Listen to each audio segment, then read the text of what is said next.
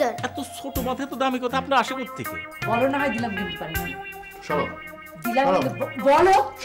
ভাইয়ের কাছে কোনো কেস গেলে সেটা ইনভেস্টিগেশন ছাড়া পাস হয় না। আমার প্রাথমিক পানিশমেন্টই তো শুরু হয় কবিতা লেখা দিয়ে। তুই এই রকমের জালিয়াতি করার পরও তোরে আমি সম্মান দেখে রিক্সা নিয়েছি, আবার আবার তুই মেরে ঘুষ অফার করছিস। আর সামনে সিগারেটের প্যাকেট কেন? সিগারেটের প্যাকেট ফেলা। বিশ্বাস করেন ভাইয়া, সিগারেট আমি খাওয়ার জন্য প্যাকেটটা কিনিনি। একটা কিশোর অপরাধীকে পাঠাচ্ছি, ও হচ্ছে জুয়া এবং জালিয়াতি নিয়ে 4 লাইন কবিতা লিখবে। জি ভাইয়া, ঠিক আছে। আপনি কাক? হ্যাঁ, আপনার কাজটা হয়ে গেছে মিষ্টি আপা। হয়ে গেছে। আমাদের এই শহরটা তো ম্যাডাম ছোট, শহরের এই মাথার থেকে ও মাথায় যে দূরে যায় কত সময় লাগবে আপনি জানেন? কতবার লাগবে? মনে করেন যে 16.5 মিনিট। ভাবি আম্মা, ভাবি আম্মা, কই তুমি? এখানে আসো। এই ভাবি আম্মা, আমি কিছুই বুঝতে পারছি না, ম্যাডাম কেন জানি আমার উপর রাগ করেছে। ম্যাডাম রাগ করেছেন কেন? কিরে ভাইয়া চেঁচির উপর রাগ করেছিস কেন? ম্যাডাম যেরকম রাগ করেছে আল্লাহ জানে কপালে আমার কি আছে, কোন আদেশ নতুন জারি হয় আল্লাহ জানে। ঠিক আছে, ম্যাডামের কথা বাদ দিয়ে এখন তুমি একটু মিষ্টির কথা চিন্তা করো। কেন মিষ্টির কি হচ্ছে? মানে ফ্রিজে কি অনেক বেশি মিষ্টি আছে এখন? আরে ধ্যাত, ওই মিষ্টির কথা আমি বলছি না। আমি হচ্ছে ওই যে একটা মেয়ে এসেছিল না, মিষ্টি নাম। মানে মিষ্টি আপা? কেন উনি আসবে কেন? ওনার প্রবলেম তো আমি সলভ করে দিয়েছি। ও এসেছিল কি জন্য? ওর একটা মন খারাপ ছিল তো। না না, মন খারাপ তো হওয়ার কথা না ভাবি আম্মা, না আমি তো ওনার প্রবলেম সলভ করে দিয়েছি। প্রবলেম সলভ করে দিয়েছো মানে? না ওইটা না, মানে আমি আসলে যেটা হচ্ছে বুঝেছি।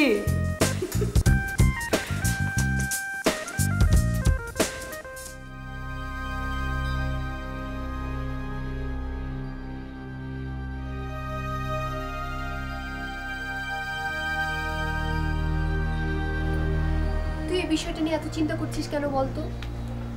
সুইট ভাইয়া তো এই জিনিসটা হাতে নিয়েছে নাকি? উনি যেভাবেই হোক কিছু একটা করবে। তুই দেখিস, তুই নাট্যলোক থিয়েটারে যেভাবেই হোক ঢুকবি। সেটা না হয় বুঝলাম রিনা, কিন্তু পিনু ভাই উনি আমাকে নিয়ে এই ধরনের একটা কথা বলতে পারলো? তুই বল, আমি কি ওই টাইপের মেয়ে? হ্যাঁ, তুই চিন্তা করিস না তো, তুই যা আরেকবার সুইট ভাইয়ের কাছে যা।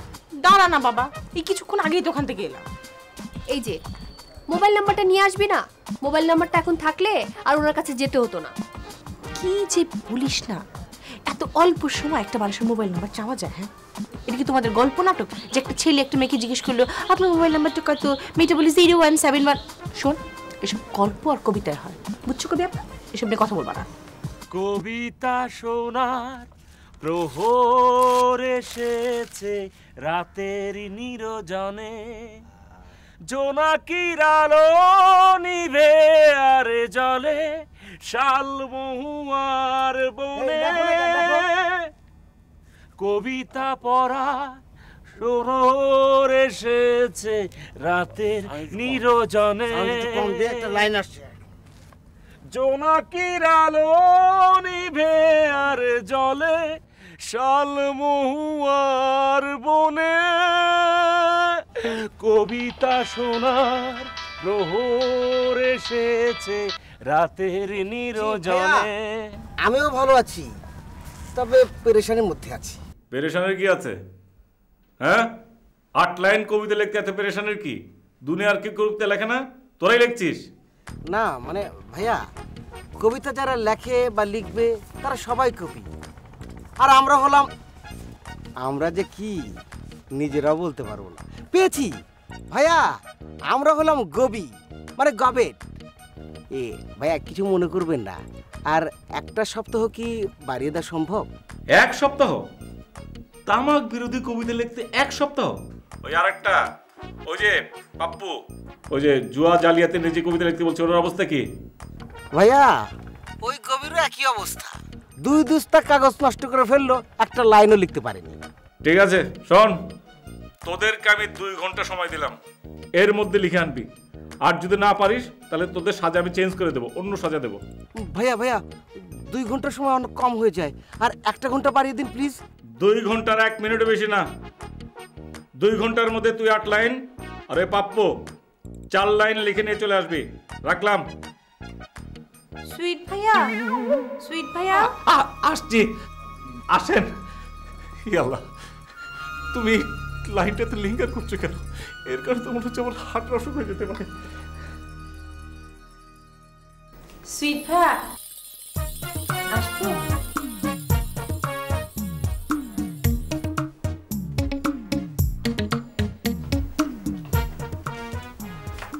কেমন আছেন আপনি? জি জি। কেমন আছেন? ভালো।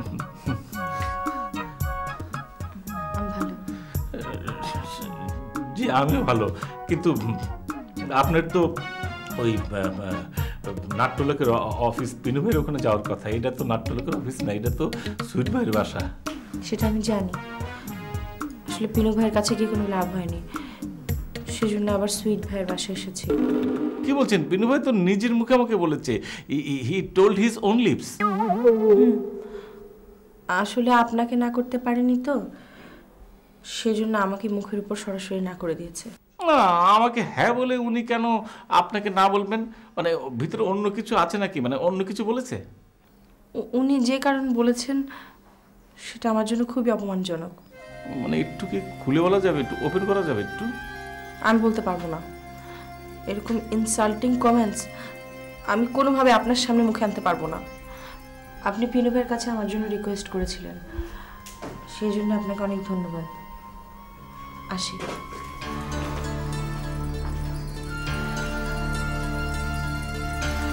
পিনু ভাইটা কি করলো? আমারে হ্যাঁ বলে উনারা না করে দিল। জীবনে প্রথম একটা লেডিস কাজ হ্যান্ডেল করতেছিলাম, সেখানে ধরা খেয়ে গেলাম। অবশ্য আল্লাহ তুমি আছো, তোমার কাছে অনেক অনেক শুকরিয়া। এই কাজ যদি বেশি দিন হ্যান্ডেল করতাম হার্টের অসুখ হয়ে যেত।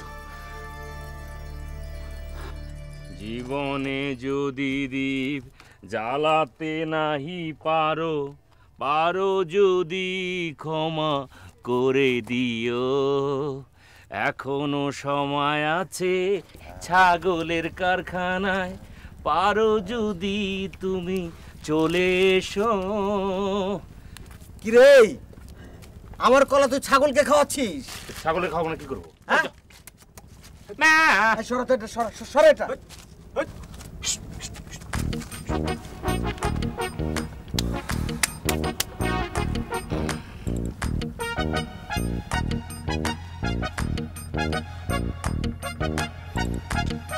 আমরা মরছি আমাদের জ্বালায়, আর উনি আছে গান আর ছাগল নিয়ে।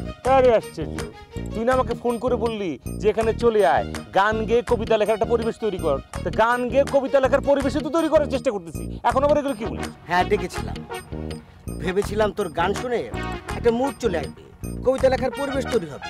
হচ্ছে তার উল্টোটা, তোর গান শুনে 2-4 লাইন যাও মাথায় আসছে, পালিয়ে যাচ্ছে। শোন, 2 ঘন্টার 1 ঘন্টা চলে গেছে, হাতে আছে মাত্র 1 ঘন্টা। এই 1 ঘন্টার মধ্যে যদি কবিতা শেষ করতে না পারি, ভাইয়ার সাথে চেঞ্জ করে দেবে। আর ভাইয়ার সাথে চেঞ্জ করা মানে তুই বুঝিস? বস, আমার কথা শুনবেন? একটা বুদ্ধি আছে। সারা দিন চলে গেছে বস, একটা লাইনও লেখা হয় নাই। এরকম করে সারা জীবন চলে যাবো বস, একটা লাইনও লেখা হইব না। কারণ কি জানেন? কারণ হতেছে আমাদের মাথায় কোনো লাইনই নাই, সব লাইন। অ্যানালিসিস না দিয়ে ঘটে যদি কোনো বুদ্ধি থাকে সেটা দে। আছে, রিনা ইরানি নামে একজন মহিলা কবি আছে না, চেনেন? ইতি বস, নাম শুনছেন তার? আমি শুনেছি সে তুখুর কবি, ভালো কবিতা লিখে সে। তার কবিতা আমি পড়েছি। তোমার সঙ্গে আমার হবে প্রেমের পাশা খেলা, বাজি রাখলাম তোমার প্রতি আমার অবহেলা, না বাজি রাখলাম আমার প্রতি তোমার অবহেলা। আমি শুরু করেছি, তোমার সঙ্গে আমার হবে প্রেমের পাশা খেলা, বাজি রাখলাম আমার প্রতি তোমার অবহেলা, অবহেলা, অবহেলা।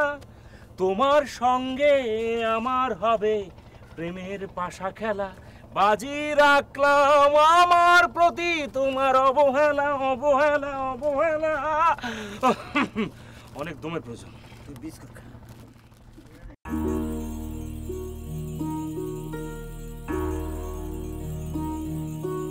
মিষ্টি আপার কাজটা না করতে পেরে এরকম লাগছে কেন আমার? মেয়েদের থেকে দূরে থাকতে পারলেই নিজেকে সেফ ফিল করি। মিষ্টি আবার বিষয়টা ঘুরে ফিরে কেন বারবার মনের ভিতর আসছে? সুইট ভাইয়া সাবধান সাবধান, সুইট ভাইয়া আপনি লাইন ঠিক রাখেন। ভাইয়া মানে তেলের দাম আবার বাড়ছে, প্রতি লিটারে 5 টাকা। পরশুদিন ঘোষণা আসবে। তো এইখানে আমার কি করার আছে? মানে সরকার তেলের দাম বাড়াচ্ছে, আমার কি করার আছে?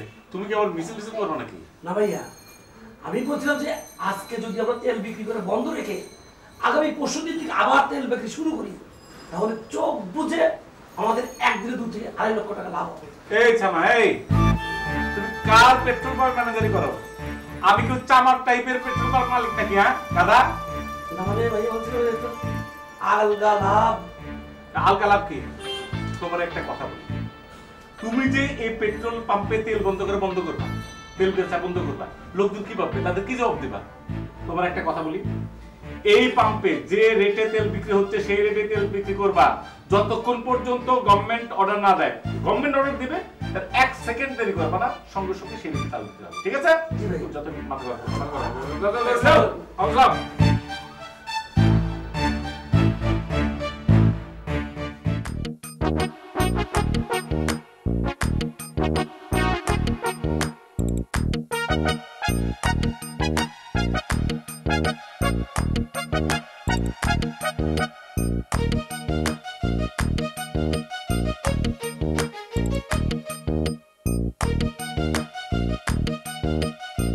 জি রিনাপা, তারপরে লাইন বলেন। কি লিখলেন আগে পড়েন। জি, তামাক তামাক তামাক মারতে চাস তুই আমাক, সেই সুযোগটা দেব না, তোর ধোয়া আর খাবো না। গুড। পরের লাইন হচ্ছে, এই তোমার লাইন লেখা হয়েছে? জিওপা হয়েছে। দেখি বলো তো। জুয়া আর জালিয়াতি একসাথে থাকে, মানুষে দুজনেই কুপথে থাকে। আচ্ছা তুমি একটু ওয়েট করো, আমি ওনার 2টা লাইন বলে দিই। তোমার সঙ্গে আমার হবে প্রেমের পাশা খেলা, বাজি রাখলাম আমার প্রতি তোমার অবহেলা অবহেলা অবহেলা। ও মা, আপনি আমার কবিতাকে এত সুন্দর করে গান বানিয়ে ফেললেন। আপনার তো অনেক সুন্দর গলা। Thank you thank you thank you. এই এই এই এই তুই এখান থেকে যাবি? হ্যাঁ, কবি রিনা আপাকে নিয়ে আসলাম কবিতা লেখানোর জন্য, আর তুই বেটা তার কবিতা গান বানিয়ে তাকেই শোনাচ্ছিস। সময় নষ্ট হচ্ছে না? হায় হায়, আর মাত্র 10 মিনিট আছে। রিনাপা উঠুন, আপনি হাঁটা শুরু করেন, হাঁটতে হাঁটতে পরে লাইনগুলো বলেন, আমরা লিখে নিচ্ছি। মানে বুঝেননি, সময় কভার করতে না পারলে কবিতা লিখেও তো কোনো লাভ নাই। উঠুন। এই গবেটা, এই তুই এখনো বসে আছিস? জলদি ওঠ, খাতা কলম হাতে নে, হাঁটা শুরু কর।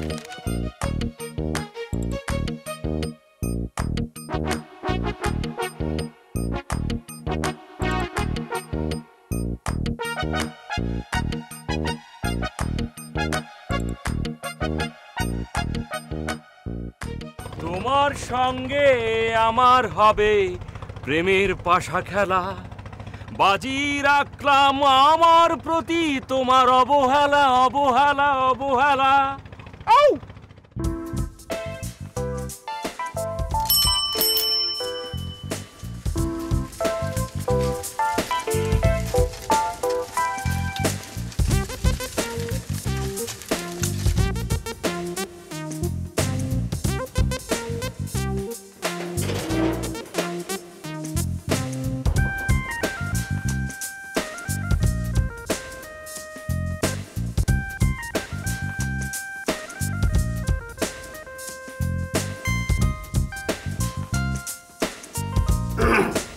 ভাইয়া টাইম মতো কবিতা লেখার সাজাটা শেষ করতে পেরে খুবই লাইট ফিলিং করছে ভাইয়া।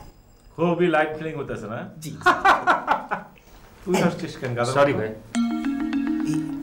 এই বাপু, তুই কি লাশ হয়ে গেলি নাকি? বল, ফিলিং এর কথাটা ভাইকে শোনা না শোনা। খুবই লাইট ভাইয়া, মনে হচ্ছে বাতাসে উঠতেছে। বাতাসে উঠতে ইচ্ছা করতেছে না? যে কি রে হবে, তোর গোয়েন্দা শাখায় মিষ্টি আপার কোনো ফাইল আছে নাকি? মানে সে কোথায় থাকে, তার বাসা কোথায় আছে কিছু? মিষ্টি আপা না ভাইয়া, মিষ্টি আপা নামে কোনো ফাইল নেই আমার কাছে। কিন্তু ফেল রে আপি, মিষ্টি আপা ভাইয়ের কাছে 2 দিনে 4-5 বার করে আসছে, এর মধ্যে তো মিষ্টি আপার একটা ফাইল থাকার কথা। ফাইল তৈরি করবি না তুই? ভাই দেখছেন? আরে কিরি গাধা, তোরে তো একদিন আমি সিআইএ, এসআইএ, মানে তারপর এনএসআইএ, তারপরে র এসবের উপরে তোর লেভেলটা তোর দিছিলাম। তুই তো ফেল করে ফেলছিস কেন? তোর এজেন্সি তো খুব খারাপ এজেন্ট তুই। তুই যেভাবে হোক কালকের ভিতরে মিষ্টি আপার খোঁজ বের কর, কারণ ওনার কাছে আমাকে ছড়ে যেতে হবে, ঠিক আছে? কিন্তু তো সরি হ্যাঁ, আর তোর পড়াশোনা করবে, যা যা। জি ভাইয়া। যা। ইয়ে ভাইয়া, কি লিখলাম একটু শুনবি না? আমি একটু কবিতা ঢুকে পড়ে শোনাই। কি লিখেছিস শোনাবি? তামাক তামাক তামাক মারতে চাস তুই আমাক, সে সুযোগ তোকে দেব না, তোর ধোঁয়া আমি খাবো না। কিরে তোরটা কি? জুয়া আর জালিয়াতি একসাথে থাকে, মানুষরে দুজনই কুপথে ডাকে, ঠিক আছে না? যা ছাপিয়ে ফেল, যা। কি ভাইয়া, কিভাবে সম্ভব? আপনি কিভাবে জানলেন ভাইয়া? আরে বাবা, তোদের সঙ্গে এই নিয়ে পরে আমি ডিসকাশন করব। আমার মনের অবস্থা ভালো নাই রে, কারণ মিষ্টি আপার কাছে আমাকে সরি চাইতে হবে, ঠিক আছে না? আর কবিতাগুলো ছাপিয়ে ফেল, বললাম না, যা। ইয়ে ভাইয়া, বাকিটা শুনবেন না? আরে বাবা, এখন বহু টেনশনে আছে আমি। এমনি আমার ম্যাডাম আমার উপর গোসা, কি কারণে জানি না, ঠিক আছে না? চল কাগজ রাখ, কাছে রাখ। কিরে, কথা বলছিস না কেন? কি হয়েছে? কি আর ভাইয়া চাচ্চুর উপর রাগ করেছে। কেন, কি করেছে? কি জানো, স্কুল থেকে ফিরেই তো মুখ গুমরা করে বসে।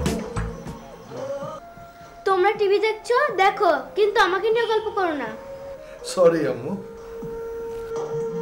तू ही मेरी शब है, सुबह है, तू ही दिन है मेरा, तू ही मेरी सुबह है, जुदा है, तू ही मेरी दुनिया। কি ম্যাডাম, কি ম্যাডাম, এখনো রাগ করে আছেন? হোমওয়ার্ক করবেন না? চলেন যাই। চুপ করো, দেখছো না আমি তোমার উপর রাগ?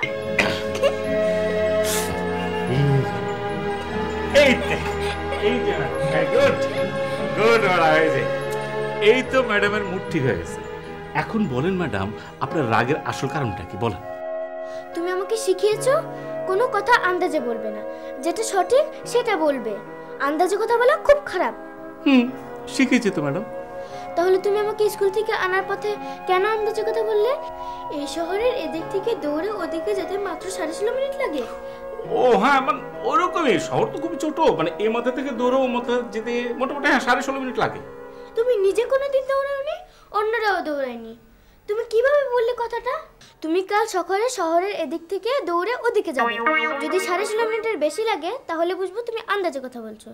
তোমার সাথে জীবনেও কথা বলবো না ভাইয়া চাচ্চু। না ম্যাডাম, বুঝতে পারছি, মানে মানে কালকে সকালে আমাকে দৌড়ে প্রমাণ করতে হবে সেটা? হ্যাঁ, করতে হবে।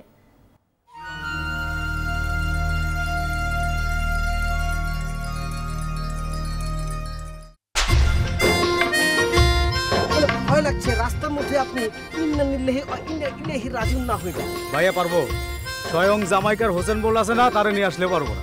আরে পারবি না, এখনো অর্ধেক বাকি। না ভাইয়া, আমাকে পড়তেই হবে।